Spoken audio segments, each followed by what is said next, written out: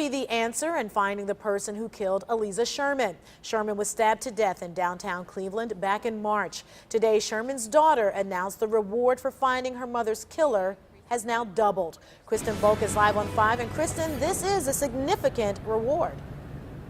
Yeah, Danita, the reward is now $50,000. It's so big that police say they haven't seen this kind of money in the last 15 years, but they welcome it because of how difficult this case is to solve. No one was around here on that Sunday afternoon when Sherman was brutally stabbed, and very few businesses were open.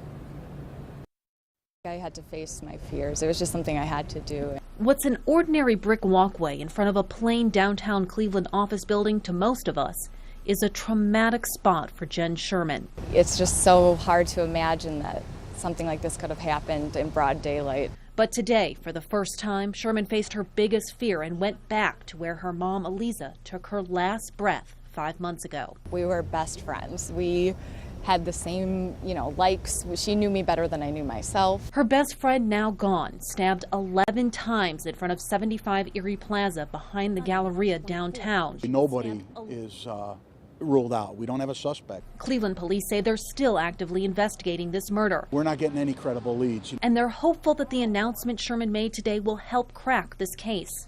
The reward has been raised to $50,000 for information leading to an arrest in the murder of my mother, Aliza Sherman. The Beechwood resident's murder is one of 42 murders that happened in Cleveland this year between January and June.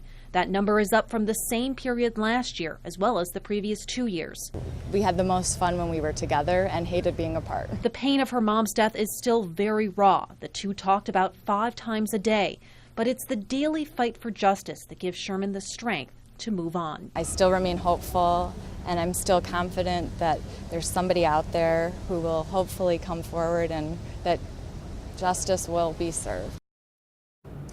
Sherman was heading to her divorce attorney's office right down there when she was murdered. She was set for divorce trial later that week. Now, family and friends pitched in the extra money to get that reward up to $50,000. Live on 5 in Cleveland, I'm Kristen Volk.